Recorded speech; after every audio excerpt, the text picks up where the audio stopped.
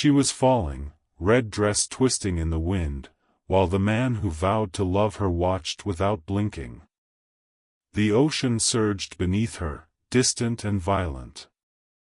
Above, Daniel Cole's silhouette shrank in the open door of the helicopter.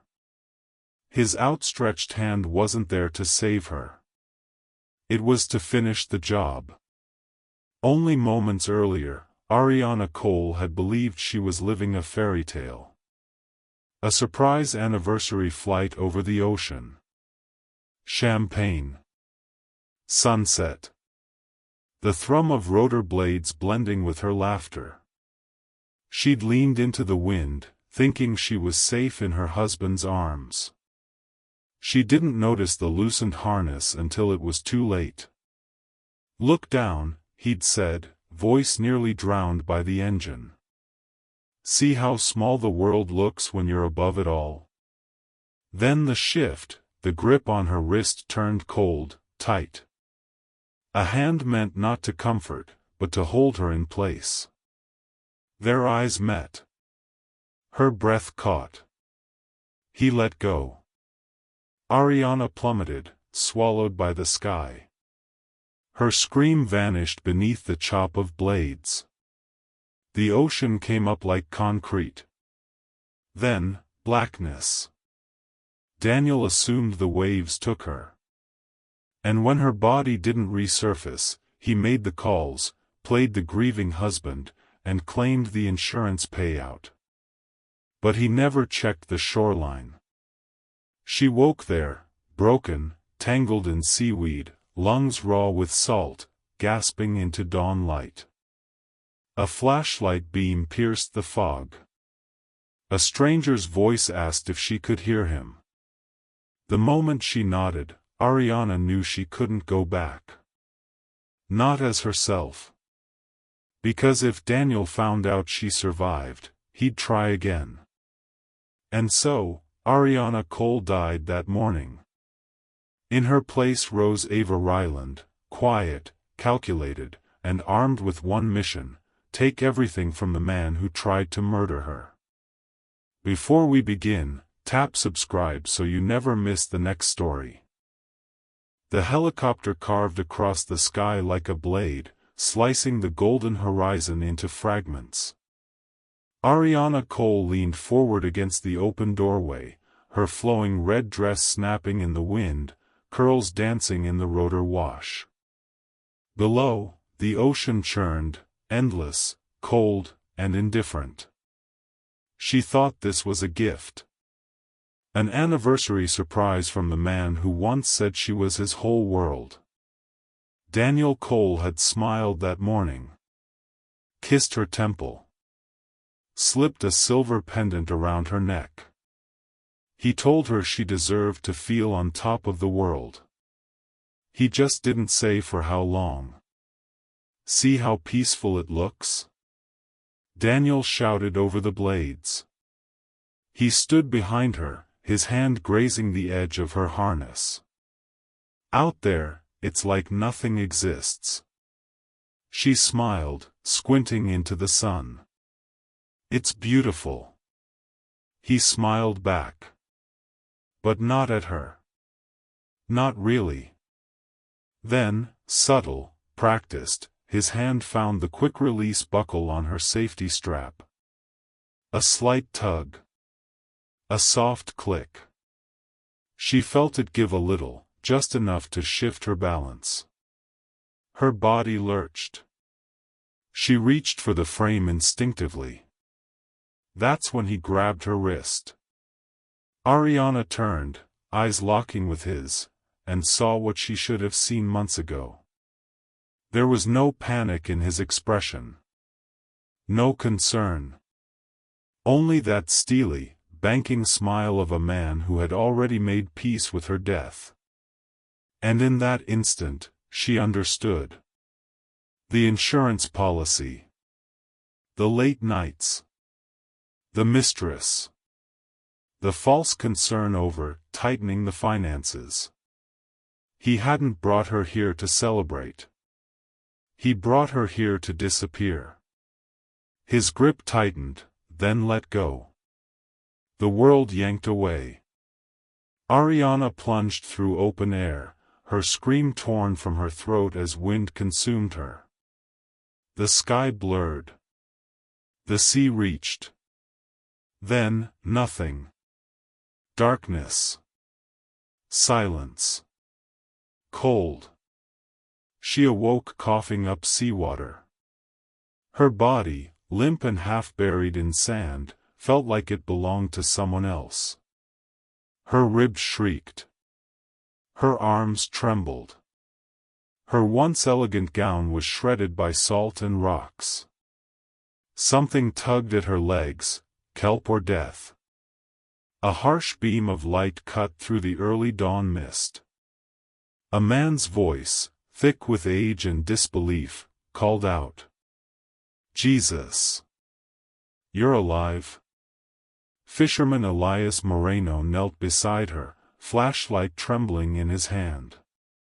His boots left deep prints in the wet sand. He dropped to one knee, checked her pulse, shouted for help from the bluff above. Ariana tried to speak, but all she could manage was a single word, whispered like a secret, "Daniel." Her mind screamed the rest, "He tried to kill me." At the local clinic, she drifted in and out of consciousness. A nurse mentioned something about a husband filing a missing persons report. Daniel's name. His voice on the line.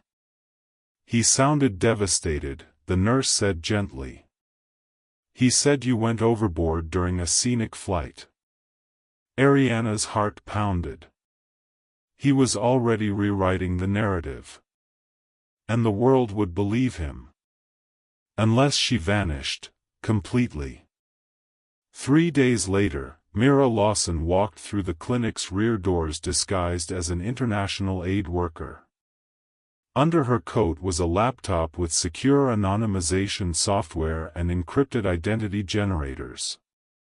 She didn't cry. She didn't panic. She handed Ariana a burner phone, a passport, and a name, Ava Ryland. "You can't be Ariana anymore," Mira whispered. "He'll try again. He thinks he succeeded.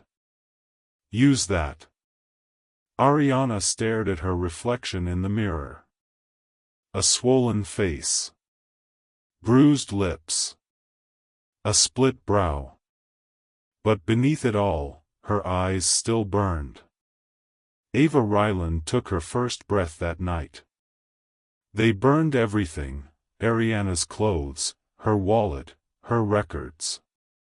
The red dress she'd nearly died in became ash in an oil drum behind a seaside motel. And when Daniel stood before mourners at her closed-casket funeral, hand in hand with a woman named Lena Marlowe, the real Ariana was watching from a car parked 2 blocks away. He cried. Lied. Pretended. But Ariana saw the smirk slip from his face the moment Lena whispered something in his ear. His mask dropped, just for a second. That was all Ariana needed. She would not mourn. She would rebuild. She would ruin him. From her hotel balcony, Ariana watched the city breathe. Chicago shimmered beneath her like a circuit board of light, thousands of people, millions of secrets, all humming beneath her feet. Somewhere down there, Daniel was sleeping in a king-sized bed beside a woman who had helped him plan her death. He had no idea she was still alive. He had no idea she had a new name. And soon, he would have no idea what hit him. The transformation didn't happen overnight. It was engineered. Mira Lawson had spent a decade covering digital footprints for whistleblowers and clients with lives worth hiding. This, recreating Ariana Cole as someone entirely new, was child's play for her. Within a week, Ariana's fingerprints were wiped from public databases. Within 2, Ava Ryland, had a multi-million-dollar trust, an apartment leased in the Gold Coast under a holding company, and a passport with an elegant black-and-white headshot of a woman who no longer existed. Ava Ryland, widowed venture investor with a private European portfolio, Mira explained, flipping the embossed folder across the table. No tax flag, no risk profile, no emotional history. Her money works for her. No one asks questions. Ariana looked down at the forged birth certificate, the social security file, the employment records. Her name had changed. Her story had been rewritten. Now she had to make her face match. The hair went first, her signature curls straightened, then cut into a sharp, professional bob. Her clothes, once feminine and warm, were replaced by tailored suits and minimalist elegance. She retrained her posture, altered her gait, dropped the softness from her voice. When she looked in the mirror, she didn't see the woman Daniel once loved. She saw the woman he would never see coming. Crestline Capital was a fortress, on paper. To the public, it was a top-tier financial firm known for managing high-risk portfolios for discreet, high-net-worth clients. To Ava Ryland, it was the breeding ground of Daniel's crimes. Through one of Myra's shell corporations, Ryland Equity Partners, Ava quietly became a minority investor. That status granted her limited but powerful access, quarterly financials, executive correspondence, internal updates, and more importantly, the ability to request audits under investor protection statutes. From there, the cracks showed quickly. Daniel's name appeared on paperwork that should have required 2 authorizations. Offshore transfers led to accounts in Belize and the Isle of Man. Falsified claim filings, like the $3 million insurance payout on Ariana, matched the structure of half a dozen others. Ava began piecing it together like a puzzle. Daniel wasn't just a murderer. He was a serial fraud. Ariana had been one item on a list. Lena Marlowe. Crestline data analyst by day, Daniel's co-conspirator by night. Myra's digital tracing revealed Lena's digital fingerprints on forged insurance documents filed the week before Ariana's accident. Her IP appeared on rerouted fund transfers between Daniel's personal accounts and anonymous beneficiary addresses. She was in it deep. But like all toxic love triangles, it had a weakness: jealousy. Ava planted a series of security cam stills into Lena's inbox, doctored footage of Daniel laughing with other women, slipping into hotel lobbies, kissing someone who looked like Ava's new face from behind. Real enough to pass. Targeted enough to shatter trust. Lena broke. In weeks, she was spiraling, paranoid, angry, texting Daniel obsessively. And Ava watched every message through the cloned SIM card she'd slipped onto Lena's device at a Crestline charity gala. The cracks were forming.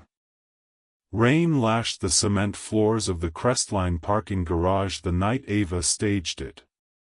She'd placed 2 directional mics behind support columns near Daniel's reserved space.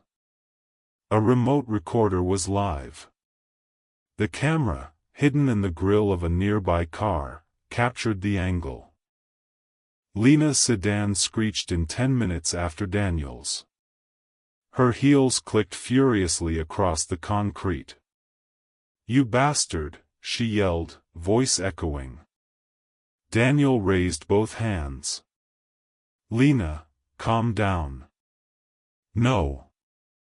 I want to hear it. I helped you kill your wife, Daniel. I forged the paperwork. I rerouted the funds. You promised me everything." A long pause. Ava leaned in closer to the headset. "Lower your voice," Daniel hissed. "You know what's at stake." "So it's true," Lena said.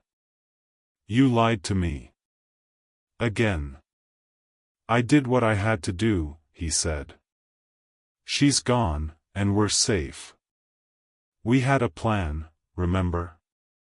And there it was. Confession.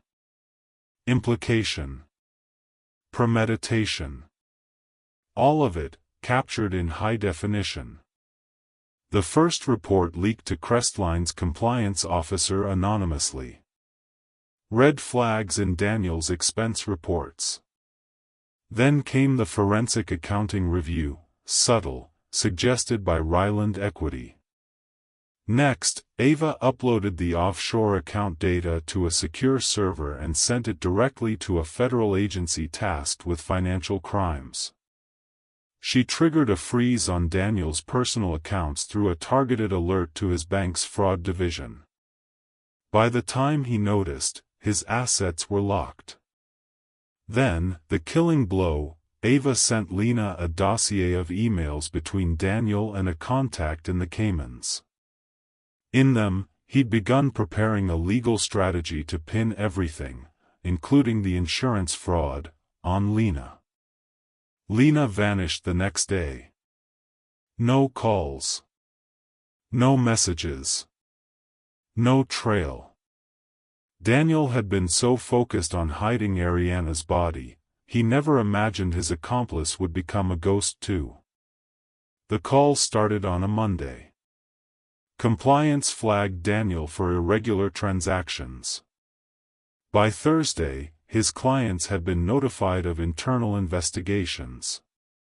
The following week, the board requested an emergency session. Daniel's office was swept. His access was suspended. The Chicago Tribune ran a vague, unconfirmed story, executive tied to financial misconduct at Crestline. By the end of the month, Daniel's name was trending.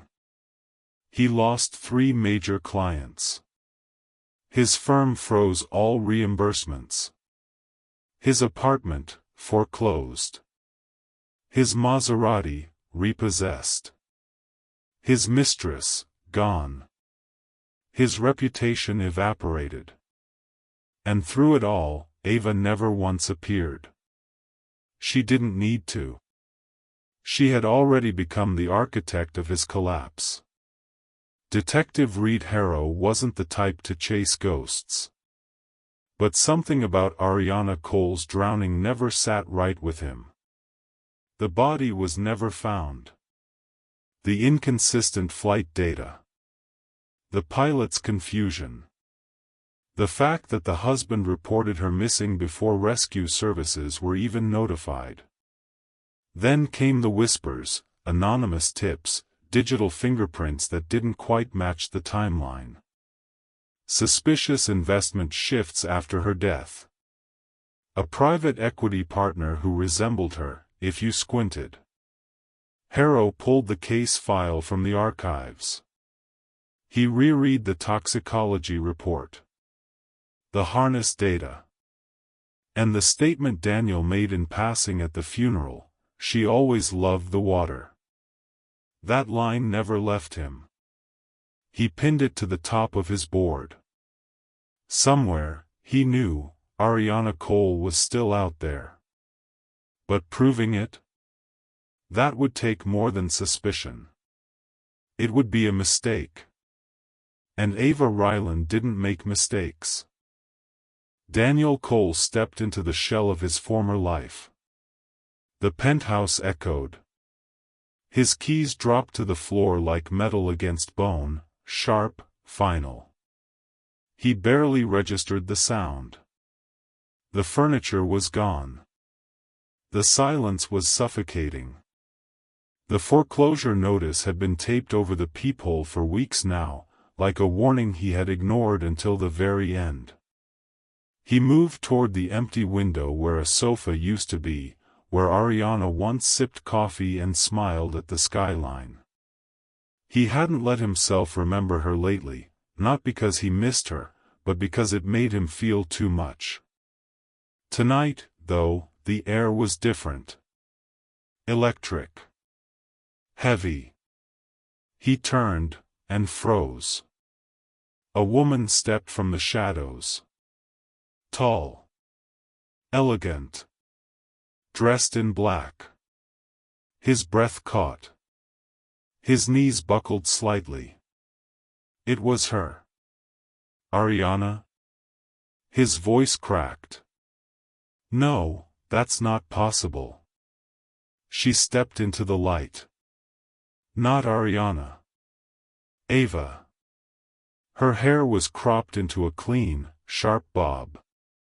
Her eyes cold and unreadable. Her body unmoving, like a storm waiting to choose which way it would break. I'm alive, Daniel, she said quietly. And I watched you destroy yourself. He backed into the wall. His mouth opened but nothing came out. She raised a hand, and pressed a button on the small recorder in her palm. Lena's voice filled the empty space. I helped you kill your wife, Daniel. I forged the paperwork. You promised me everything. Daniel's recorded voice followed. Panicked. Incriminating. I did what I had to do. She's gone. We're safe. The audio clicked off. Ava's voice replaced it, quiet and surgical. I've been inside your accounts. Your emails. Your mistress's devices. I know every illegal cent you've moved. Every offshore lie. I've sent it all to the board. The feds. The press. She took a slow step forward. You have two choices, Daniel. Turn yourself in. Or run. She paused. But either way, you will live the rest of your life as prey. Daniel sank to the floor, head in his hands. Shaking. Everything. Gone. And she was real. She'd never died at all. He chose to run. Within 48 hours, Daniel Cole was out of the country. New name. Forged passport. Cheap jacket and fear in his eyes. He landed in Guadalajara under a pseudonym and paid cash for a small room above a bar. He didn't sleep. He didn't eat. But he watched. Watched doors. Windows. Shadows. He knew she was still out there. It didn't take long. Ava's anonymous tip came through encrypted lines, relayed through proxies. GPS metadata, photo ID match, and a precise location. She didn't speak to the authorities directly. She never needed to. Mexican police raided his hideout 2 days later. Daniel Cole was dragged into daylight, wrists in cuffs, shouting at anyone who would listen. She's alive. My wife. She's not dead, she set me up. She's here somewhere. But no one listened. Because no one believed the dead could talk. The indictment list was long. Attempted murder. Insurance fraud. Conspiracy. Money laundering. Corporate theft. The charges read like a career obituary.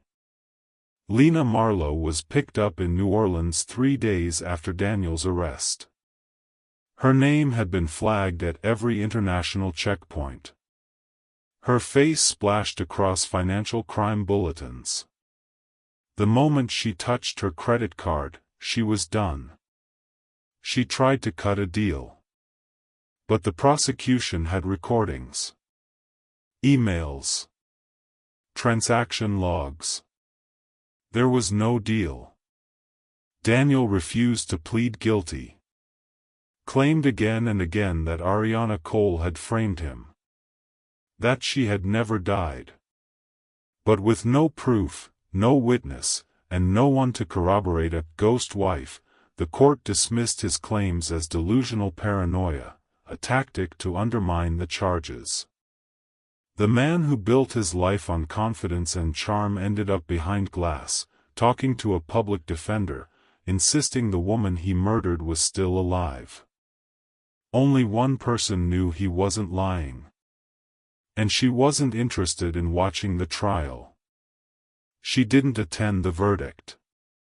She was in Tokyo, finalizing the acquisition of Crestline's remaining Asia-Pacific assets. It was almost poetic. The firm that tried to silence her now wore her signature on every major decision. Ava Ryland quietly bought controlling interest through a series of blind trusts. Crestline's board had no idea who she was until it was too late to stop her. They didn't resist. They needed a savior. She became it. Mira Lawson stood at her side, no longer in hiding but serving as Chief Technology Officer of Ryland Global, a venture capital firm that grew out of the ashes of Ariana's trauma. And in New York, Ava launched the Ariana Foundation, a multi-million-dollar nonprofit dedicated to helping women escape financial abuse, identity entrapment, and coercive relationships. It offered shelters, legal counsel, clean slates. She never once used her real name. She didn't have to. Detective Harrow read the articles, tracked the investments, studied the shell companies. He knew. He couldn't prove it. But he knew. And in the end, even he admired the precision of it all. No fingerprints. No leaks. No mistakes. Just power, clean, legal, and absolute. On a gray morning in late spring, Ava stood once more at the shoreline where she had nearly died. The waves rolled in gently, no longer violent. She stepped out of her shoes and walked to the water's edge, the salt air curling around her in silence. This was the place where Ariana Cole had drowned, not in the water, but in the betrayal. She closed her eyes and let herself remember the girl who believed love would save her. Ariana had been smart, kind, hopeful. But she had also been trusting. And that trust had nearly killed her. Ava Ryland was something else. Unflinching. Untouchable. She didn't cry. Not anymore. But she whispered something into the wind, just for the ocean to carry. Thank you, for letting me live. That night, Ava descended the steps of her high-rise tower in downtown Chicago. The streets pulsed with life. Her driver opened the door of the black town car, but she paused, her gaze lifting to the city skyline. Her eyes found the glass tower where Daniel once worked. She didn't need to look up at it anymore. She owned it. She stepped into the car, the door shutting with a soft finality. As the lights blurred past the window, she murmured, "You should have let me live, Daniel." She looked out at the night. "But you made me stronger." The camera pulls back, past the skyline, past the lights, until it finds the ocean again. The same ocean meant to be her grave. Now the birthplace of her power. If this story caught your attention, subscribe and join us for the next story.